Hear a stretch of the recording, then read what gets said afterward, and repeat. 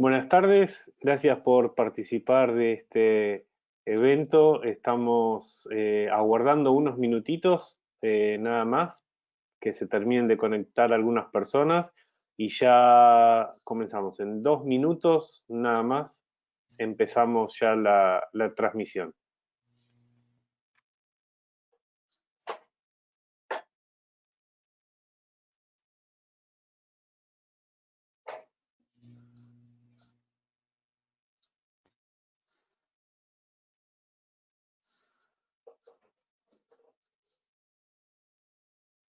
En 1 minuto comenzamos la transmisión.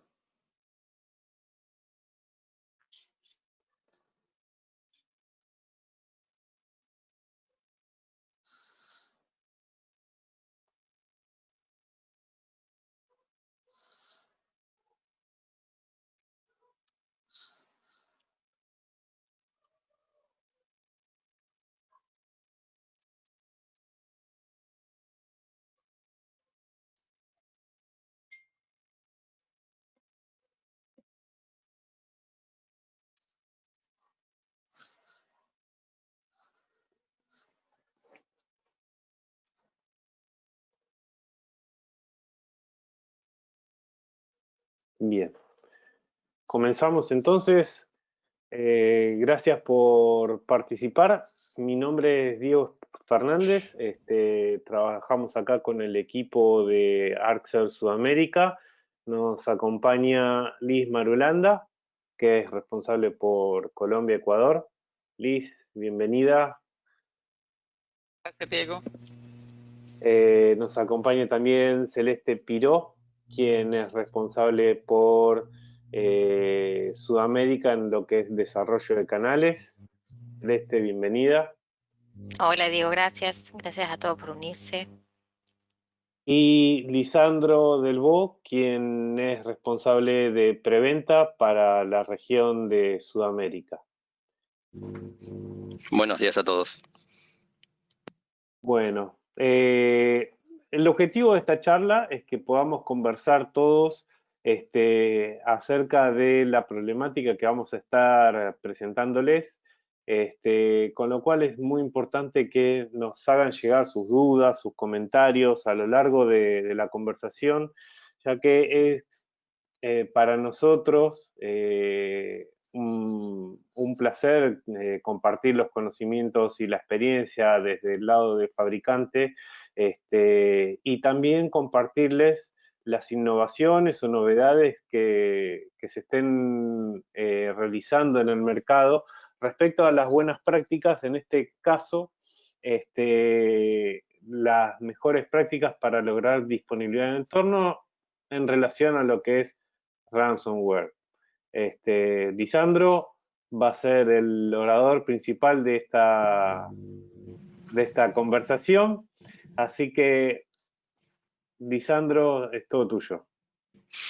Perfecto. Primero, gracias Diego, gracias a todos, gracias por la introducción y gracias a todos por el tiempo brindado. Vamos a tratar de hacerlo lo más ameno posible. La idea, el objetivo de esta charla es hacer algo bastante conceptual sobre qué es un ransomware, cómo afecta, cómo se propaga y bueno, después mejores prácticas para poder mitigar los ataques. La agenda del día de hoy, o la presentación, mejor dicho, está dividida en estos 3 segmentos, en conceptos asociados a ese ransomware, en propiamente qué es un ransomware y después luego las mejores prácticas para mitigar estos ataques. Ahora, iniciando con los conceptos, lo primero que podría preguntarse cualquiera es ¿qué es un ransomware? Para entender qué es un ransomware, primero me gustaría explicarles cómo funciona y qué componentes tiene un ransomware.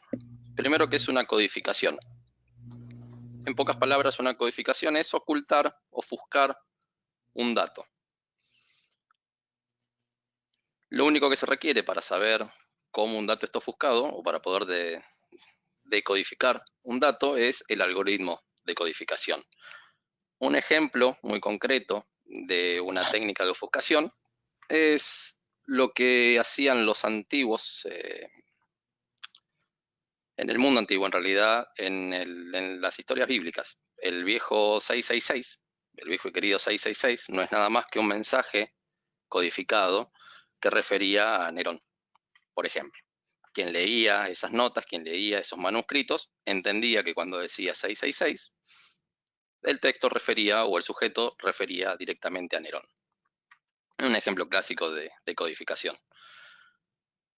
Objetivo, ocultar información.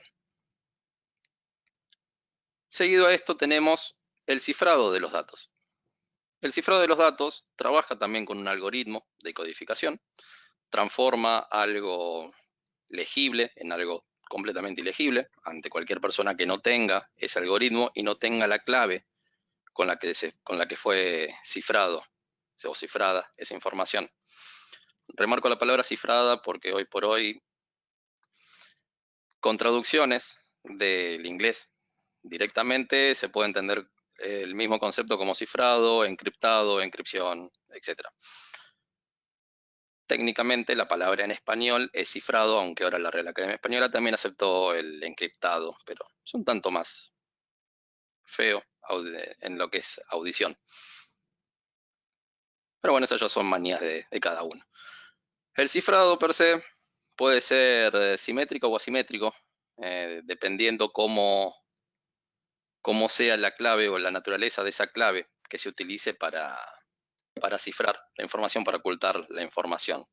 El objetivo de un cifrado sigue siendo el mismo que del codificado, ocultar información. El simétrico, particularmente el cifrado simétrico, trabaja con la misma llave para cifrar que para descifrar. Si tiene una ida del emisor al receptor, y para el receptor entender qué es lo que dice ese mensaje, en este caso hola, utiliza la misma clave secreta con la que fue cifrado o con la que se fue cifrada esa información. Un caso, o el otro ejemplo de cifrado asimétrico, implica tener una llave pública y una llave privada, que esta es la mayoría de las soluciones que se encargan de cifrar información, trabajan hoy por hoy de esta manera, en la cual el emisor cifra la información con una llave y comparte parte de esa llave. Ahí, en realidad, bueno, cuenta como dos claves distintas, pero es una clave conjunta, la cual hay una parte pública y una parte privada. Parte pública, obviamente, es de público conocimiento, y la parte privada llega o la tiene que tener, la tiene que recepcionar de alguna manera quien tiene que leer ese mensaje, quien tiene que acceder a esa información. Con la suma de las dos claves, la privada más la pública, uno como receptor puede entender esa información que se está compartiendo.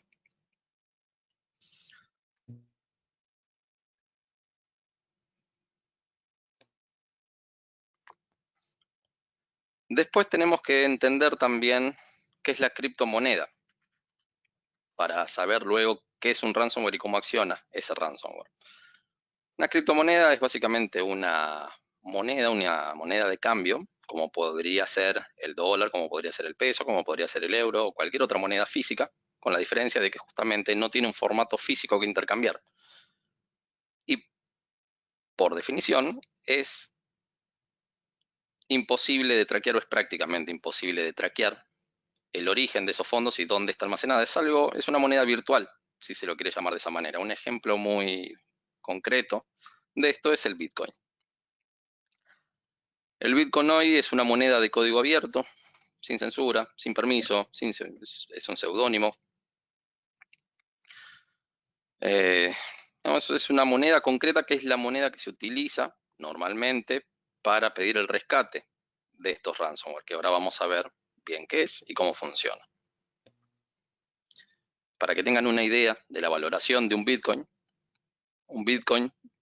más o menos equivale a $8.393. Cuando fue sacada esta diapositiva, la cotización va variando, dólar más, dólar menos, pero para que tengan una idea más o menos de cuánto puede llegar a valer luego un rescate de un ransomware.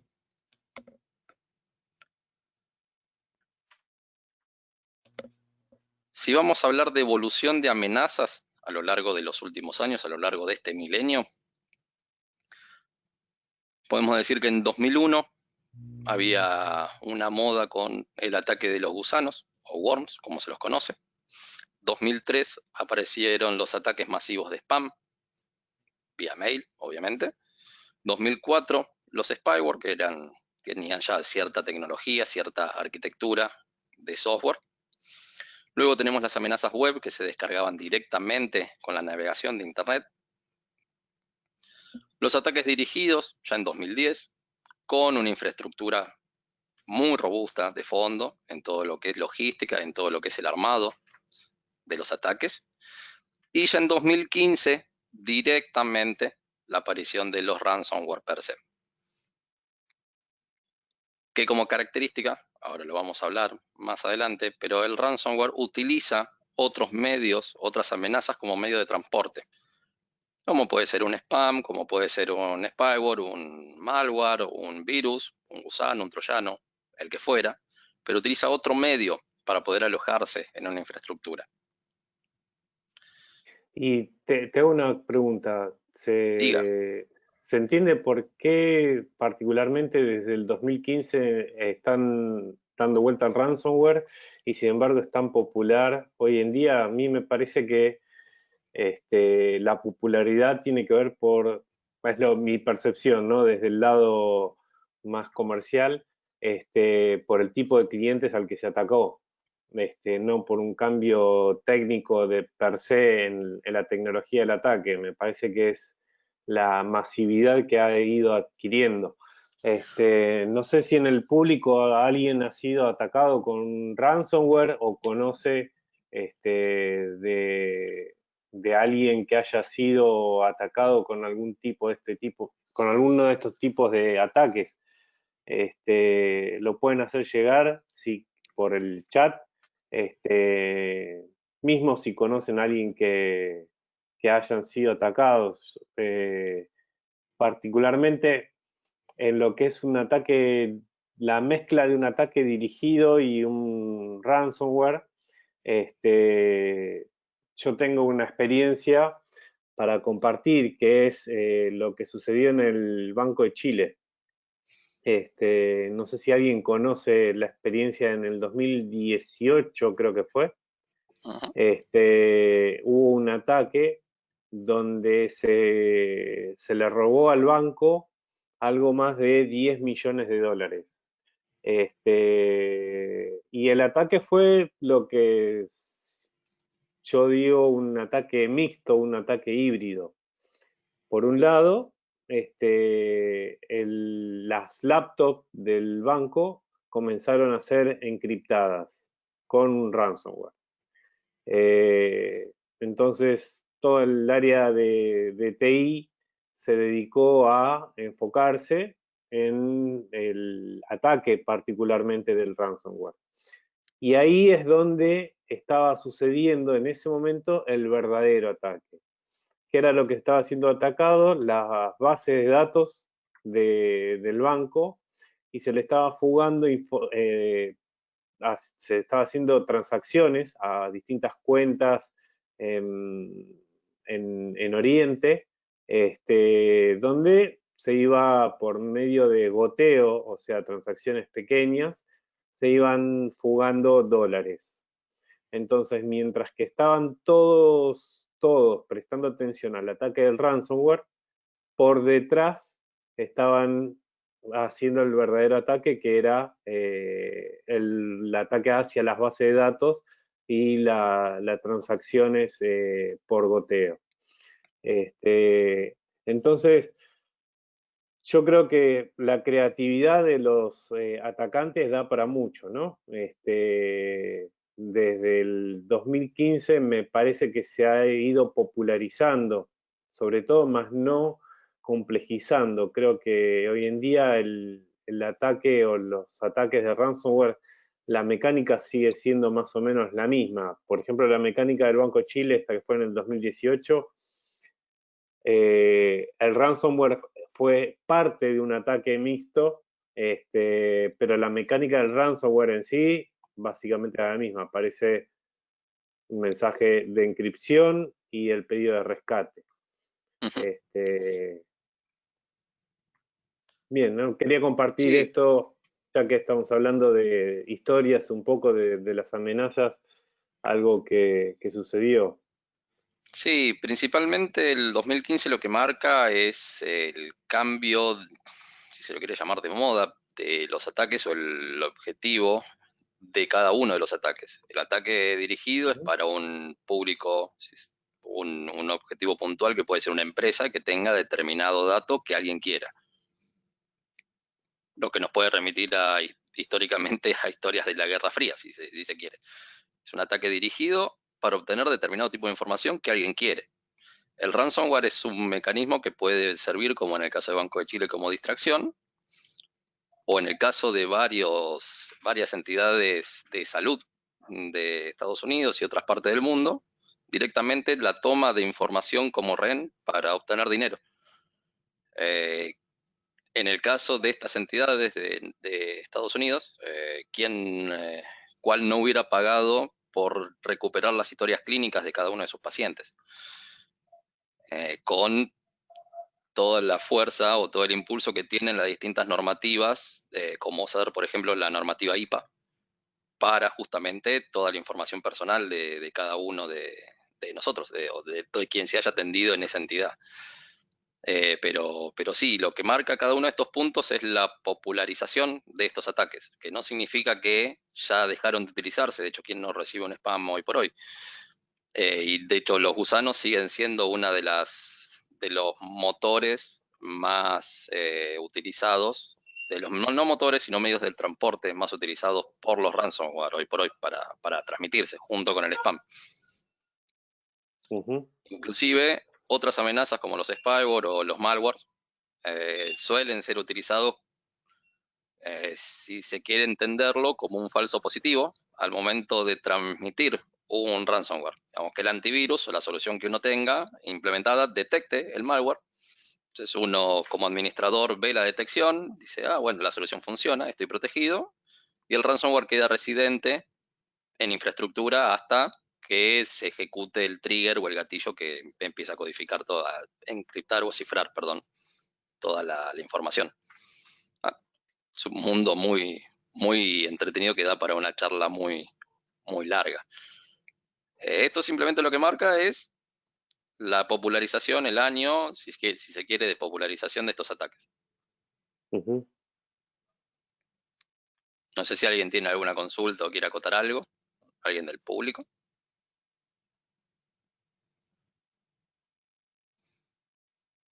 Bueno. Por ahora no tenemos ninguna consulta.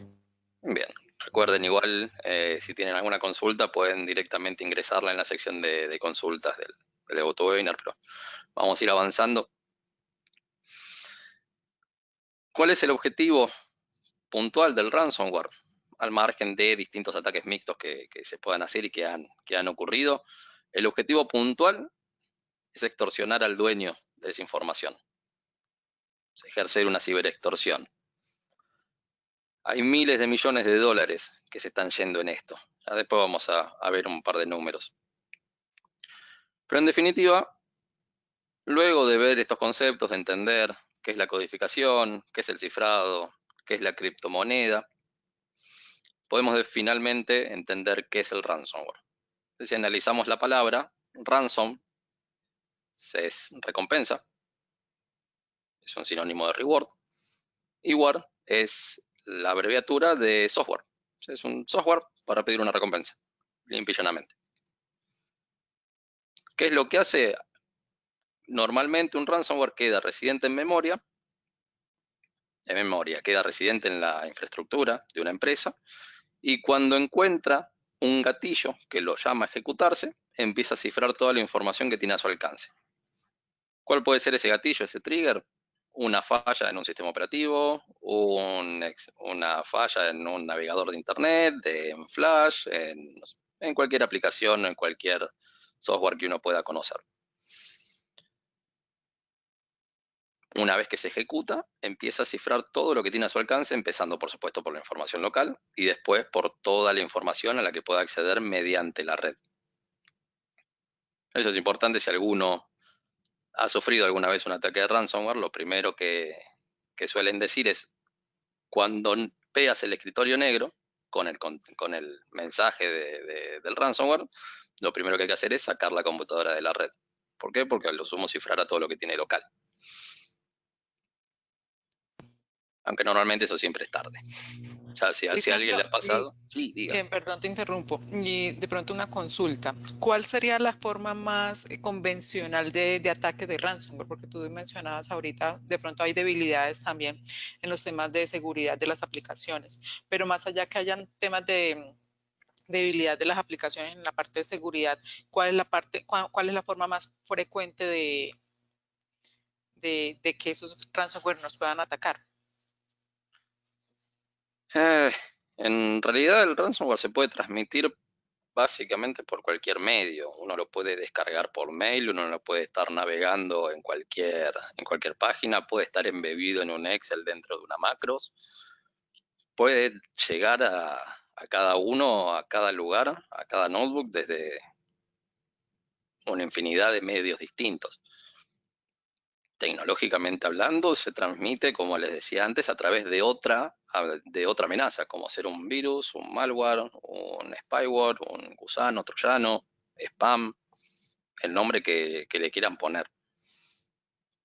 Después, dependiendo el nivel de cada usuario final, de cada empresa, va a tener más efectividad o menos efectividad.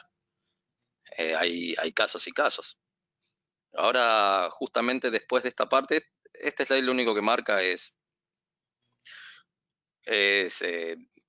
básicamente a partir de ese 2015, la cantidad de empresas que se vieron afectadas por este tipo de ransomware. Pero a continuación, creo que quizás respondiendo a lo que acotaba Diego y lo que acotaba Liz, está cómo fue evolucionando cada uno de esos ransomware que empezaron a aparecer allá por enero 2016, en el primer trimestre calendario de 2016, cómo se van transmitiendo, en este caso todos o casi todos a partir de un spam. Y después vamos a ver, bueno, cómo fue evolucionando en 2 meses simplemente. Acá en 2016 tenemos 7 ransomware tipo que pedían 2 Bitcoin de recompensa, o 13, o 50, o medio Bitcoin, o 1. Algunos ni siquiera pedía recompensa, simplemente era por amor al arte, si se lo quiere decir. Simplemente para hacer daño, quiero decir. Y después, ¿qué tipo de sistemas afectaban? Base de datos SQL, alguna otra base de datos y archivos comprimidos. Por último, ¿qué tipo de inscripción utilizaban? ¿O dónde estaba alojada la llave del cifrado de esos datos? Si se alojaba localmente en el equipo que había sido infectado por ese ransomware, o si tenía una llave privada dentro de un servidor. Para febrero 2016, un mes después de esto, hay 6 tipos de ransomware modelo que ya se transmiten por distintos medios. Algunos se transmiten por medio de spam, otros por medio de un attachment, otros por medio de un exploit, otros por medio de una macros embebida, como les decía antes. Algunos todos piden distinta cantidad de Bitcoin o dólares como recompensa. Algunos inclusive piden libras.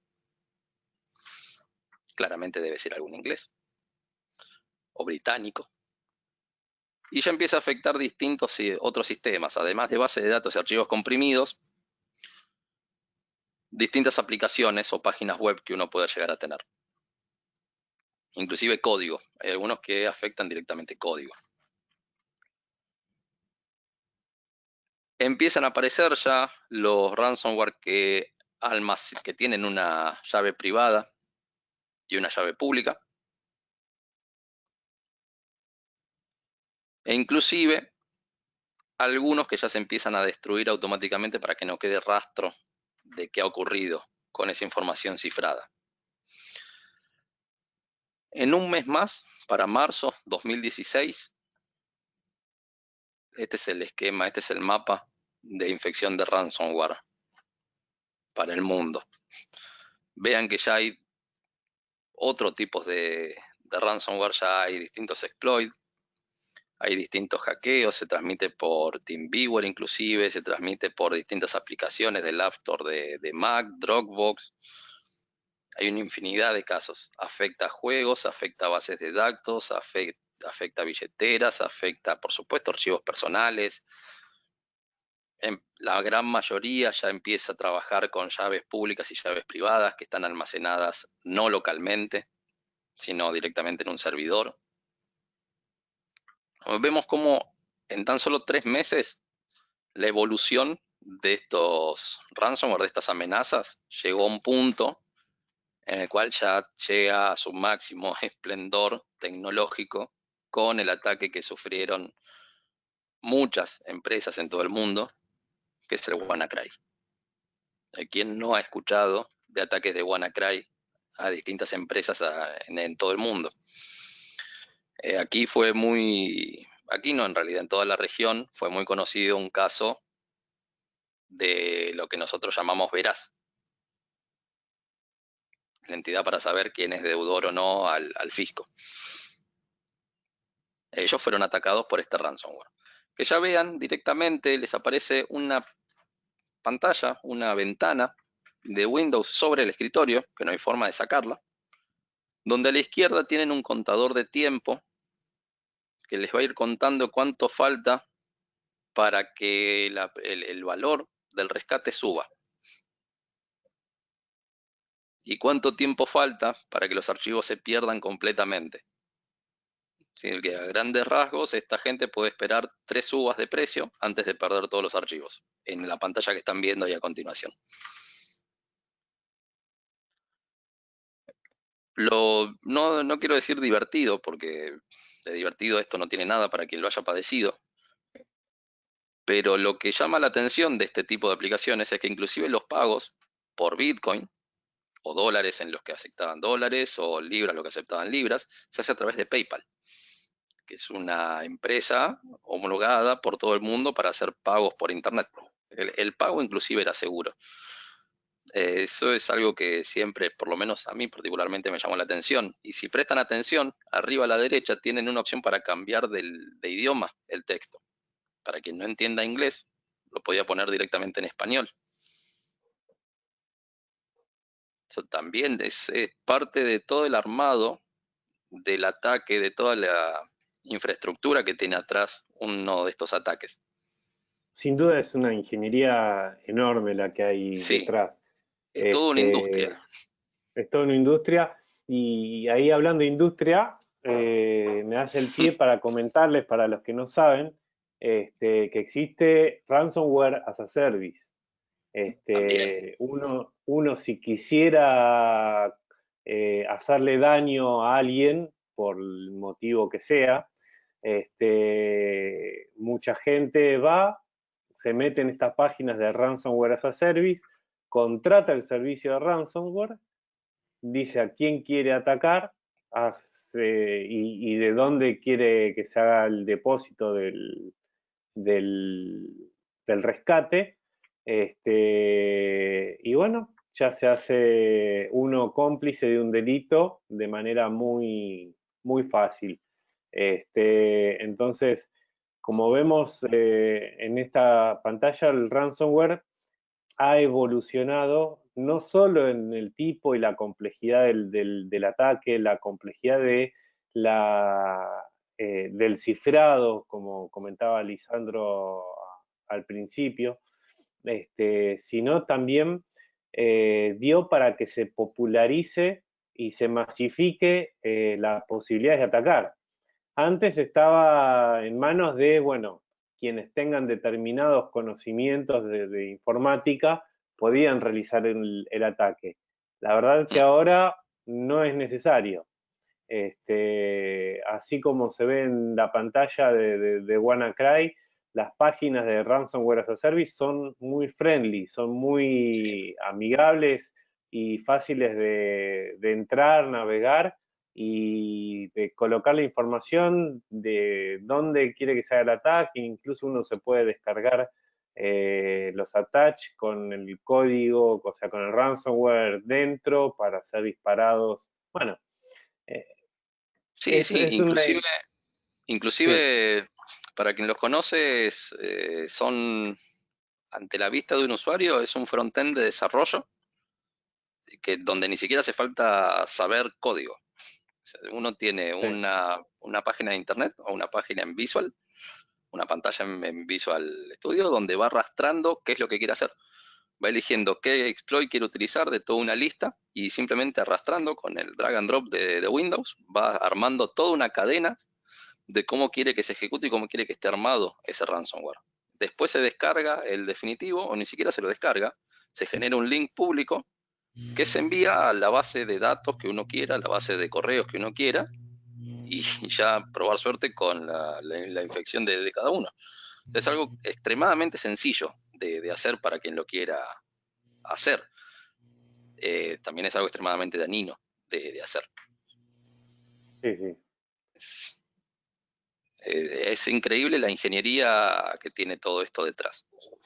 Sin duda el hacerlo tan fácil hace de que se masifique aún más, ¿no? O sea, Sí. antes la ejecución de determinados ataques, como comentaba antes, estaba en manos de ¿Quién sabía programar? delincuentes en particular, claro.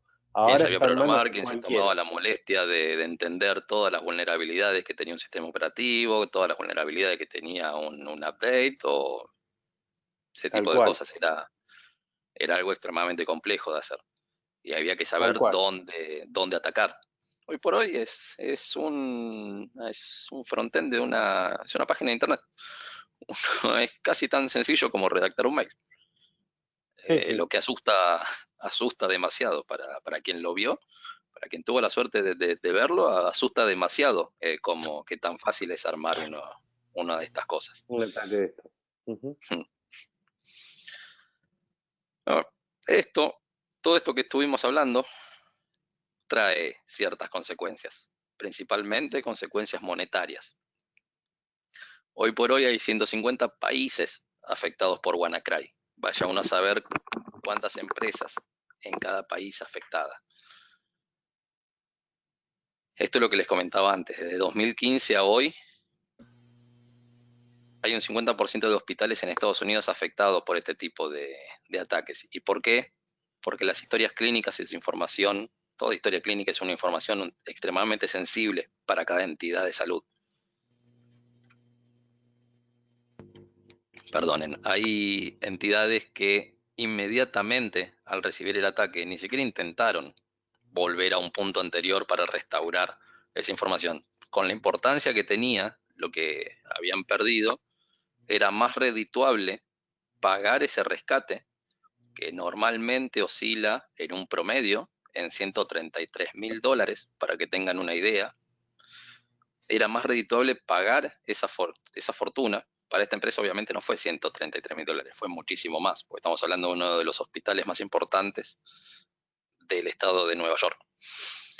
Era más redituable pagar esa fortuna que le pedían antes que la batería y la cantidad de juicios que se iban a venir en caso de que pierdan esas historias clínicas. Y después más de 90.000 sistemas infectados por, puntualmente, el ransomware Loki, que es uno de todos los que hubo dando vueltas a partir del 2015. Solamente uno se llevó más de 90.000 sistemas infectados. Solo en 2015 estamos hablando de 24 millones de dólares en rescates. Solo en 2015. Eso multiplíquenlo por 4 años que llevamos completos y lo que va de este año. Hay un estudio que dice que de una encuesta que se hizo sobre unos 500 y algo profesionales de IT, de distintas empresas cada uno, el 50% dijo que no está preparado para poder repeler uno de estos ataques. Para que tengan una idea de más o menos qué tipo de complejidad estamos hablando y por qué afecta todavía a tanta gente. ¿Cómo opera? Como les dije antes, distintos vectores de ataque, distintos tipos de amenazas, pendrive, internet, el internet de las cosas con cualquier dispositivo a lo que uno se pueda conectar, spam, troyanos, virus, malware, cualquier medio de ataque que se pueda conocer, o inclusive todos juntos. Hay quienes dicen, quienes utilizan determinadas soluciones, utilizaron determinadas soluciones de seguridad, sin dar nombres, sabrán de que hay algunas que por volumen, al no poder analizar, al no tener la capacidad de operación para poder analizar todo junto directamente, dejan pasar. Por ejemplo, un proxy de mercado, que no se llama proxy en el nombre, por defecto analiza un volumen de datos X. Por ponerle un nombre, paquetes de hasta 1 GB. Si el paquete pesa 1 GB más 1 KB, directamente lo deja pasar y llega al usuario final. Quienes hacen este tipo de ataques conocen ese tipo de vulnerabilidades justamente y utilizan esos medios para intentar transmitir estos ransomware. Una vez detectada, una vez consumada, en realidad el cifrado, el ataque, el cifrado de los datos, aparece esto que ven aquí, algo similar a esto que ven aquí. Un fondo de pantalla que dice que sus datos han sido cifrados, tal es la cuenta, tal es el valor, tiene tanto tiempo. Si se paga o se tiene un backup consistente, se pueden recuperar los datos. Si no, hay que empezar todo de cero.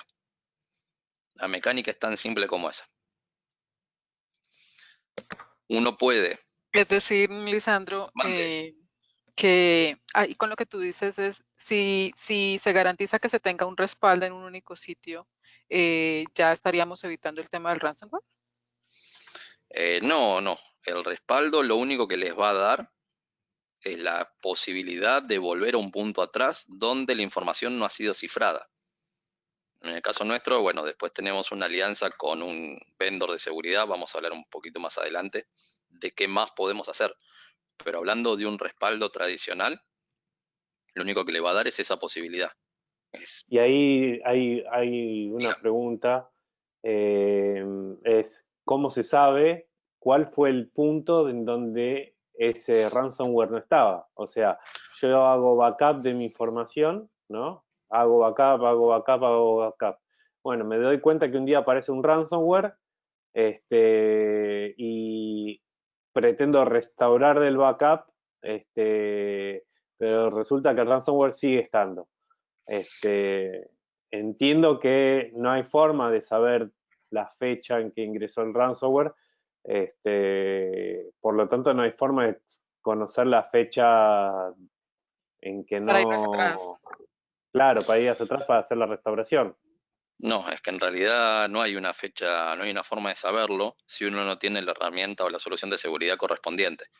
Exacto. Lo que uno puede saber es cuándo sus datos están legibles o estuvieron legibles por última vez. Restaurarlos y, como dicen algunos, arrodillarse e implorar de que no vuelva a pasar. Claro. No hay muchas más alternativas, salvo, por supuesto, que uno previamente haya armado una estrategia completa de seguridad correspondiente para poder entender ese tipo de cosas. Por ejemplo, sí, diga. No, que está claro que los sistemas fallan, ¿no? Uno puede tener una solución de seguridad X que uno dice, bueno, no me va a entrar un ransomware porque tengo antivirus, tengo todo y lo va a detectar. La verdad que fallan o a veces el ataque es muy nuevo, que no llega a estar dentro de las firmas y demás. Sí. Y muchas empresas suelen no estar protegidas.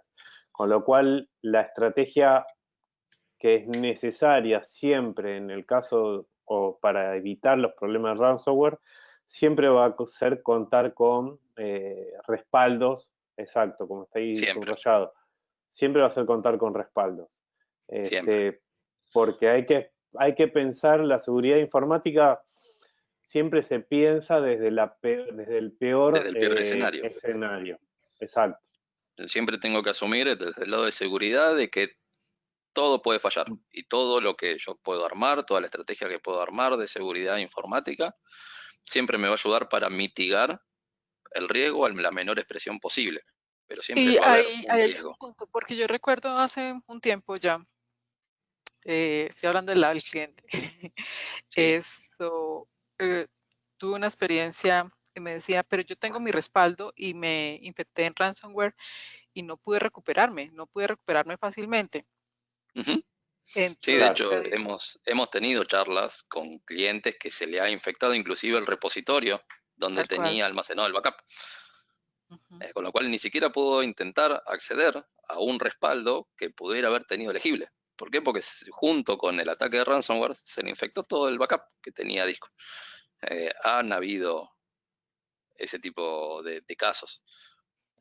Para redondear lo que estaba diciendo antes, para que tengan un ejemplo un poco más concreto de lo que les decía de mitigar un riesgo con soluciones de seguridad informática, si agarran por lo menos cualquier datasheet que yo conozca de soluciones de seguridad informática, todos dicen que eliminan hasta el 99.999999999 y como 99 del % de las amenazas o del spam, lo cual mismo ellos no pueden garantizar el 100% de protección. Y para poder mitigar ese tipo de riesgos hay distintos tipos de tecnologías, inclusive. Una es, además del análisis de endpoint por firmas, por heurística, por lista blanca, lista negra, por suspicacia o por lo que fuere, tenemos los motores de lo que hoy se conoce como Machine Learning. Básicamente, ¿qué hace? Es un agente que corre sobre un sistema operativo y lee todos los procesos y servicios que están dentro de ese sistema operativo y a partir de ahí todo lo que salga de lo normal lo bloquea. Uno tiene una ejecución de un ransomware que empieza a cifrar toda la información que tiene a su alcance. Eso, el cifrado, se ejecuta a través de un proceso. Cuando hay un proceso de cifrado de información, este tipo de soluciones lo bloquea automáticamente. En sí no importa si es un ransomware o en realidad es una solución de cifrado. Es simplemente un proceso que sale de la normalidad y la solución lo bloquea automáticamente. Ese tipo de soluciones, como por ejemplo la que integramos nosotros dentro de la solución de respaldo, son las que ayudan a mitigar este tipo de riesgos a la mínima expresión posible. ¿Es una garantía? No, siempre va a ir acompañado de la solución de protección de endpoint, de la solución de protección de anti-spam, de la solución de protección de sistemas, de todo.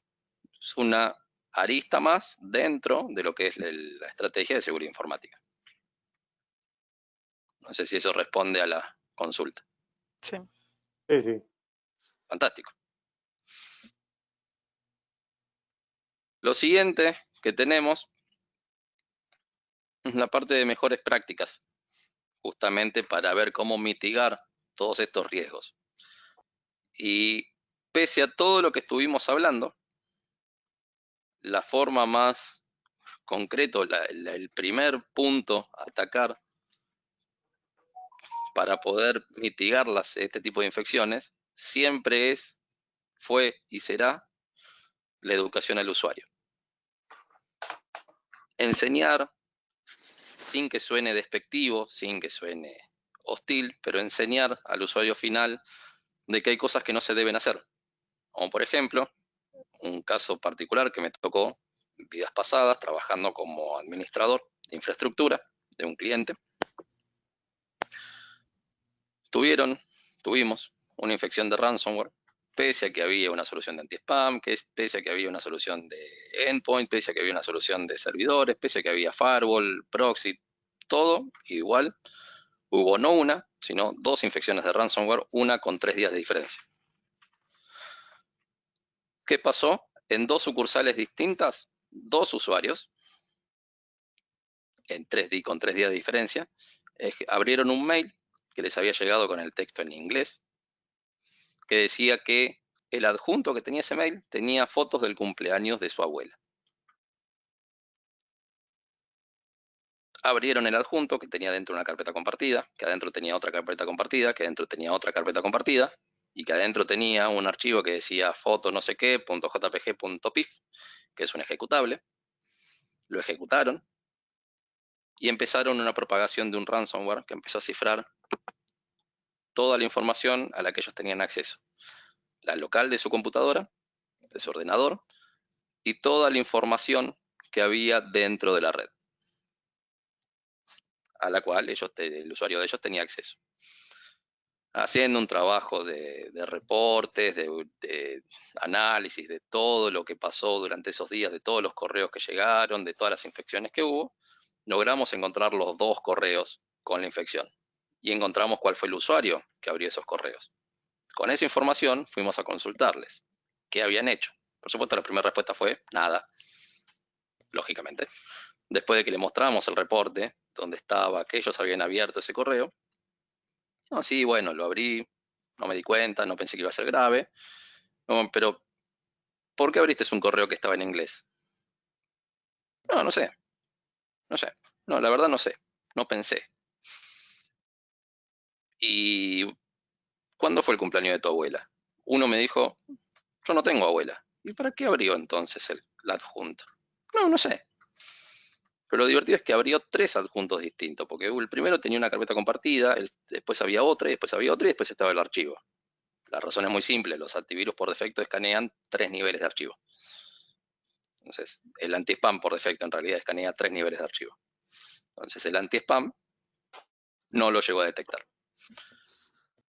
Moraleja, si este usuario hubiera sido educado a tiempo y se le hubiera dicho que podía pasar cualquier cosa, o podía pasar este tipo de cosas, muy probablemente no lo hubiera abierto a ese correo, no hubiera abierto ese adjunto y no hubiéramos tenido que invertir 3 días en el restaurado de todas las cintas correspondientes a todo el file server que se infectó. Ejemplo personal de vida. No sé si alguien más tiene algún otro ejemplo de este tipo que quiera compartir.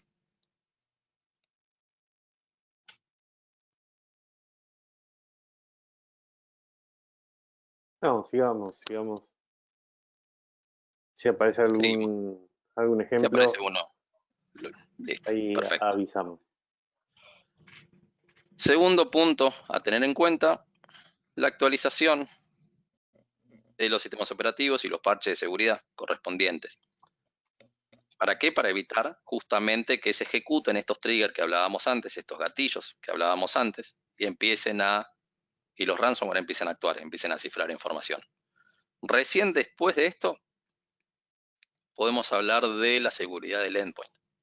Y dentro de la seguridad del endpoint, estoy integrando el antivirus per se de cada notebook y PC, o antivirus, anti-malware, soluciones de ATP, que es el Advanced Threat Protection, o como lo quieran llamar, o todas juntas.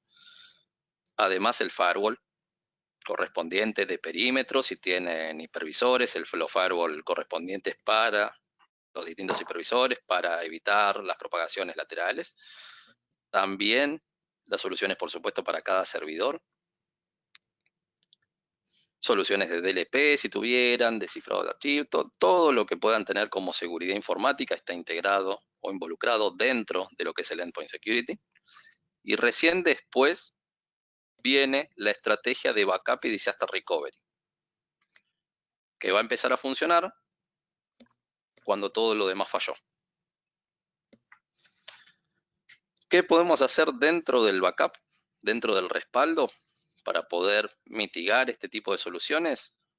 En primero, trabajar con un estándar internacional, que es la regla del 3-2-1, que son 3 copias, 3 versiones distintas, en 2 medios, en 2 backups distintos, uno fuera de sitio. Puede ser cinta, puede ser otro disco, puede ser nube, cualquier cosa. Ahorita que tocas el tema de nube, Lisandro, Diga. hoy por hoy muchas de las empresas están pensando en irse a nube y uno de los temas justamente es que se piensa que la nube está totalmente segura, ¿sí? Entonces, ¿qué podríamos decirle, digamos, a los usuarios frente a esta temática de que se quieran ir a nube, pero no estén haciendo protección de pronto de sus máquinas, o cómo lo enfrentaríamos? A ver, cualquier vendor de nube exige, como todos, la firma de un contrato al momento de contratar el servicio. A ciencia cierta, si pudiera hacer una encuesta ahora de cuántos leen la totalidad de ese contrato antes de firmarlo, antes de hacer un scroll hacia abajo y dar a aceptar, estoy seguro de que una gran mayoría diría de que no lo lee. Yo, por ejemplo. ¿Por qué? Porque cuando me tocó integrar las soluciones que teníamos de infraestructura que administraba, con servicio de nube, ya la decisión había sido tomada. Entonces, no dependía de mí, sabía yo los riesgos que se estaban tomando, y simplemente hacía scroll hacia abajo, aceptar. Proveedores de infraestructura, de servicios, de aplicaciones, lo que sea. Pero así como yo hice eso, la gran mayoría también hace más o menos lo mismo, inclusive la gran mayoría de los decisores. Y si leyeran los contratos de los servidores, de los proveedores de nube, infraestructura, repito, servidores o servicios, aplicaciones, cualquier tipo de servicio que se pueda alojar en una nube o que pueda correr desde una nube, va a haber un párrafo que palabras más, palabras menos va a decir que el contenido de lo que está dentro, de lo que uno almacena en esa nube, sigue siendo potestad de uno, sigue siendo responsabilidad de uno como administrador. Es decir, que si yo contrato infraestructura en algún proveedor de nube, el estado de esos servidores es responsabilidad mía como administrador. Y ni hablar la información que está dentro de esos servidores. Y no hay que olvidar un detalle que, más allá de esto que comentás, de que el responsable de la información sigue siendo uno, cuando uno contrata un servicio en la nube, en definitiva está contratando un servidor que tiene un sistema operativo X que es vulnerable como todos los sistemas operativos donde esté trabajando. Entonces, al contratar un servicio en la nube, lo único que hago es tercerizar el hardware, tercerizar, más no la tecnología. No es que es algo como algunos piensan o por ahí la palabra nube oculta no es un pase mágico de claro, responsabilidad. No es algo mágico la nube. La verdad es que hay servidores que fallan, servidores que se rompen, servidores que se encriptan. Tenemos el caso de pérdidas de datos a niveles enormes, de miles de cuentas de usuarios de Office 365 en Europa, donde, bueno, uno dice, bueno, adquiere una solución de Office 365 para estar seguro y tercerizar todo las posibles fallas en otro lado. Perfecto. Invierto mucho en la administración de un Exchange. Vamos todos Office 365. Claro. Perfecto. Falló Office 365. ¿Qué hacemos? ¿Y ahora qué hacemos? Si no se tenía un backup de los Office 365 pensando que ir a la nube de Microsoft era algo mágico y nada podía fallar, bueno, fallan. Fallan porque siempre en la nube va a haber infraestructura de un tercero que es factible de fallo. Sí. Y como Lisandro introdujo al principio, con la historia esta de la persona y el usuario, como solemos bromear en el área técnica, el fallo de capa 8, Nunca falla. el usuario siempre es impredecible. Entonces, lo que se sienta entre el respaldo y el monitor es lo que puede ser más creativo, ingeniarse todas las maneras posibles para romper las cosas. Vos podés hacer un sistema invulnerable, dale a alguien que se siente entre el monitor y la silla y algo va a hacer, algo va a romper. Siempre. Entonces, los sistemas en la nube son a la vez administrados por personas. Entonces, la posibilidad de una falla humana también está ahí. Entonces, pensar en soluciones en la nube tampoco es pensar, bueno, en la solución al problema del ransomware, ni mucho menos, porque se pueden encriptar los datos en otro lado, en definitiva. Sí. Sobre puntualmente lo que decías de Office 365, recordemos que Office 365 no da ninguna herramienta de respaldo. Ajá. No tiene directamente herramienta de respaldo Microsoft para Office 365. Bien. O sea que directamente no existe. Después hay, como nosotros que tenemos nuestra solución de respaldo para Office 365, pero propiamente de Microsoft, no existe un servicio para respaldar Office 365. Pero bueno, junto con esta regla del 321 que hablábamos recién, son 3 versiones de respaldos en 2 medios distintos, de los cuales uno debería ir fuera de sitio. Es un estándar internacional que se hace. Podemos decir o podemos hablar de topologías que nosotros podemos armar directamente con UDP. UDP es la solución de ArcSer para respaldos en base a imágenes de sistemas. Asumiendo que en producción uno pueda tener sistemas de Windows, Linux, VMware, Nutanix, Workstation con desktop y laptop o lo que fuera que uno pueda tener en producción. En el medio, como bisagra, ponemos el software de UDP, que puede venir en su formato de appliance también. Desde el mismo podemos respaldar justamente Office 365, almacenarlo si queremos en forma local o enviarlo a cinta. Como les decía, podemos reemplazar ese UDP por el appliance correspondiente, que adentro tiene una Hyper-V donde podemos disponibilizar los recursos que estamos respaldando. Mediante tecnologías o herramientas como Instant VM o Virtual Standby, enviarlo si queremos a otro appliance, que puede estar en otro sitio, puede estar al lado, como se arme la arquitectura. También podemos replicarlo hacia la nube privada que tenemos de Cloud Hybrid,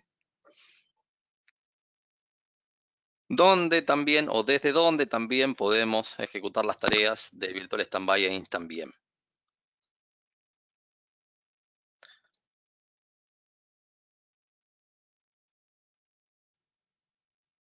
Esto es todo administrado desde una única consola, eso es importante destacarlo. Y sobre algo Eso te iba a que preguntar. Una todo unificado, característica es la unificación, ¿no? es todo la misma solución. No importa en este caso si hablamos de software, hardware o nube, siempre la solución es UDP y siempre la administración es una única consola, desde donde se puede Bien. administrar cada uno de los sitios o cada una de las interfaces o de los servidores. Pero siempre la consola es única. Y una particularidad que tiene, sí, diga. No, que por ahí no queda claro acá cuáles son las características estas de Instant VM o Virtual Standby para muchos de los que están participando. Les comento brevemente. Básicamente la solución de Unified Data Protection UDP de ArcSer lo que va a estar haciendo es brindarle capacidades de restauración inmediata de infraestructura ante la caída de los servidores en producción, ya sea con Instant VM, que es básicamente agarrar, encender, entre comillas, el backup. O sea, lo que hace ArcSer es generar una máquina virtual, partiendo del backup como imagen, ya uno puede comenzar a trabajar sobre ese servidor, sin necesidad de ejecutar un proceso de recuperación. O el Virtual Standby, que es un feature disponible desde todas las ediciones de ArcSer UDP, menos desde la edición gratuita. Es una característica que ya les da a los clientes ciertos niveles de replicación. Uno puede tener un sistema replicado con una diferencia tal vez de 15 minutos entre réplica y réplica, y uno podría tener ahí replicado. Ahora, ahí alguien dice, bueno, pero ok, yo no quiero perder 15 minutos de trabajo. Perfecto, nosotros ofrecemos replicación y alta disponibilidad en tiempo real, con lo cual podemos tener dos sistemas replicados en una modalidad activo-activo, y la propia herramienta de ArcSer se va a encargar de redireccionar el tráfico web o de la LAN ante la falla de un sistema de producción. Entonces, digamos que esto, perdón, Diego, nos apoyaría todo el tema de, en el slide anterior veíamos el tema de buenas prácticas, entonces con esto que están comentando, aplicaría justamente para trabajar las buenas prácticas y evitar así ransomware. Evitar todavía no pues el llegamos ransomware como tal, sino como... Todavía no Todavía no llegamos llegamos a la a parte la de parte segurización. de segurización, claro, pero esta sería uno de los primeros pasos, que vieron Esto que sería les lo que, comentábamos la al mejor práctica que principio. pueden hacer para cuando falla todo el resto. Cuando falla toda la estrategia Exacto, de seguridad que tienen, bueno, tienen todas estas posibilidades desde UDP para poder volver atrás, para poder volver al exacto, punto que necesitan donde la información era legible. exacto, exacto. Entonces Desde, hay que sí, partir de la premisa que todo lo que hice o todo lo que haga desde el lado de seguridad informática puede fallar, ¿sí? Entonces, partiendo desde ese supuesto es donde salen las estrategias de disaster recovery, los disaster recovery plan y demás. Entonces es muy importante tener un plan de disaster recovery para garantizar la continuidad de la compañía. ujú, Y muchos dicen, bueno, no hay que esperar, perdón, no me pasó, nunca tuve un ransomware, no va a pasar. Y la verdad que no hay que esperar a que pasen porque las catástrofes pasan y si a uno lo agarra desprevenido, las consecuencias son peores. Hoy estamos viviendo la época del COVID-19, ¿no? sí, Casualmente, donde lo que se está tratando es ganar sobre la marcha tiempo para prepararse para el nivel de infección, porque el virus es imparable por el momento. sí, Entonces, algo que nadie pensó que podía llegar a afectar, que podía llegar a pasar. Una infección de este exacto, calibre que nunca nadie pudo prever, por lo menos en estos exacto, tiempos. exacto. Entonces, no hay que pensar esperar de que no va a suceder, no. La seguridad se debe pensar siempre desde la peor hipótesis y a partir de ahí tomar acciones. Como comentaba Lisandro, primero voy desde el lado de la segurización de mi entorno y luego continúo a la parte de disaster recovery. O sea, en caso de que haya fallado la segurización, vamos a disaster recovery. Nos estamos quedando Ujú. sin tiempo, Lisandro, ya tenemos que estar terminando. Rápido y velozmente, simplemente aclarar de que todos los storage de UDP, donde se almacenan los respaldos, están segurizados mediante AIS, lo que mitiga también la posibilidad de que se infecten con ransomware los propios backups, como ya discutimos antes, le pasó a algún que otro cliente. Avanzando con esto, lo siguiente que tenemos dentro del appliance, puntualmente de UDP, es la topología que podemos armar. Digamos, podemos hacer converger sobre el mismo appliance tanto la solución de replicación y alta disponibilidad, como la solución de respaldo por imágenes, que es UDP, como así también la solución de respaldo por agentes, que es la solución de ArcServe Backup. Todo dentro de ese mismo appliance, luego enviarlo correspondiente a Cinta, a otra oficina, a la nube privada de ArcServe o a cualquier otra nube privada o pública, siempre manejado de forma centralizada por una única solución. También contamos con la solución de Cloud Hybrid, hoy segurizada directamente con con la alianza que tenemos con Sophos, con el InterCPX para server que presenta esta solución. La solución de análisis o de protección contra malware y cualquier amenaza de tipo avanzado, como ser por ejemplo un ransomware, que viene directamente integrada a la solución de Cloud Hybrid, también integrada a la solución de Appliance. Básicamente esto es lo mismo que veníamos hablando antes, pero del Appliance replicado hacia la nube privada de ArcServe o directamente hacia la nube de ArcServe. Tenemos también la solución de Continuous Availability, la solución de alta disponibilidad y replicación con la que contamos, que hablaba recién Diego. Esto nos va a permitir llegar hasta el clúster activo-activo de una aplicación o de un servidor. Podemos replicar a nivel de byte, medir el Herbit y generar un failover. También podemos generar pruebas no disruptivas de lo que estamos monitoreando, de lo que estamos replicando. ¿Qué quiero decir? Ustedes están monitoreando un servidor SQL, por ejemplo. Se puede hacer una prueba de ese SQL en un entorno aislado, dentro de la de contingencia, para que se aseguren de que al momento de que lo necesiten, es decir, que se caiga producción, todo funcione de forma correcta. Tanto la réplica en sí, como toda la configuración de red que lleva atrás esa contingencia. Y siempre, en toda solución que hablemos de ArcServe, siempre que hablemos de un failover, siempre vamos a estar contemplando el failback a producción. Failover es el paso a contingencia para que los usuarios trabajen. Lógicamente los usuarios van a trabajar, van a hacer modificaciones, van a modificar documentos, van a copiar, van a borrar, van a hacer todo lo que tengan que hacer. Y al momento de volver a producción, al momento de que ese servidor de producción vuelva a funcionar, hay que contemplar la migración de esos datos modificados hacia producción. Bueno, en todos los productos de ARCERP que contemplen el failover, UDP, software, hardware o cloud hybrid, la parte de continuous availability, la parte de cloud direct, todo lo que contemple un failover, siempre va a tener contemplado el failback a producción. Y luego, bueno, los appliances de ARCERP que tienen integrada también la solución de IntercepX de Sophos para análisis de malware, o el anti-malware como se lo conoce, anti-ransomware también. Esta es una de las soluciones que les comentaba. Lo único que analiza es todos los procesos que corren dentro de esa Hyper-V que tiene dentro del appliance. Cualquier proceso que salga de esa normalidad, automáticamente lo corta, automáticamente lo bloquea. Entre ellos, que los procesos, sí. Garantiza básicamente que el respaldo o la contingencia esté libre de ransomware.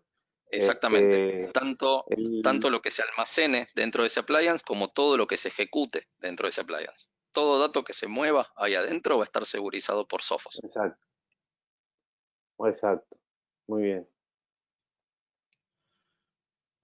Y después, bueno, simplemente 2 consultas para el rincón del escéptico que tenemos todos los que alguna vez pasamos por el área técnica de administración de alguna empresa o que cotidianamente tenemos que debatir este tipo de argumentos.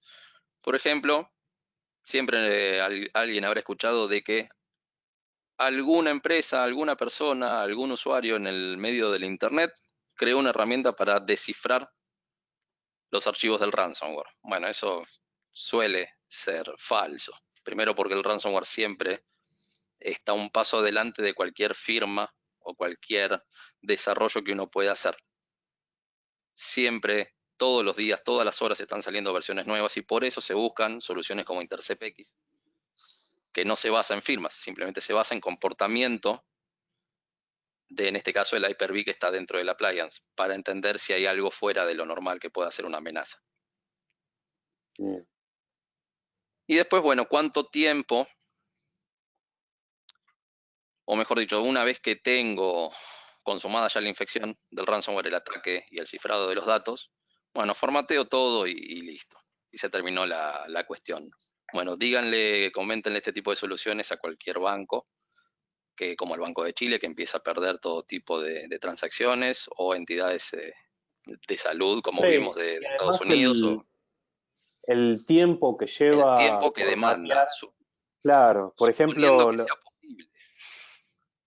por ejemplo, el caso de Banco de Chile, básicamente lo que se hizo es, al tener que estar formateando los equipos y restaurando los equipos de cada endpoint de los usuarios, esto insumió que todos los empleados del área de TI estén volcados a esta masividad de reclamos que estaban recibiendo por parte de todos los usuarios que venían y tener que estar recuperando la información uno por uno. A demanda. Mientras que el ataque estaba sucediendo por otro lado, ¿no? Exactamente. Entonces, si hubieran contado con una solución como ArcSer Unified Data Protection, es mucho más simple. Primero, hubieran restaurado la imagen anterior sin problema porque no tendrían la necesidad de tener que estar verificando si esas imágenes contaban sí o no con un ransomware, porque ya están garantizados por el lado del IntercepX. Y por otro lado, básicamente se basa el deploy de las imágenes o de las recuperaciones de una manera masiva, mucho más simple. Bien, creo que hasta acá estamos por hoy, ya nos pasamos unos 12 minutos Sí. del tiempo. No sé si hay alguna pregunta, creo que no, cualquier cosa nos pueden hacer llegar sus dudas. El correo de Lisandro, lisandro.delbo@arxer.com, o de manera regional para lo que es Colombia, Ecuador, pueden hacer llegar las dudas a Liz Marulanda es liz.marulanda@arxer.com o celestepiro celeste.piro@arxer.com. Y quien les habla, Diego Fernández, yo soy el responsable por la región de Sudamérica. Así que cualquier inquietud, duda o consulta, acérquennos, con gusto estamos para ayudarlo. Y queda claro que el objetivo de esta charla era concientizar sobre la problemática del ransomware, ver lo complejo y simple que es ser afectado por un ransomware y cómo es la mejor práctica para estar protegido de ellos. Así que bueno, gracias Lisandro, gracias Liz, Celeste, por la participación y nos estamos viendo en próximos eventos. Gracias, que Muchas estén bien. gracias. Chao, gracias. Gracias a todos. Gracias.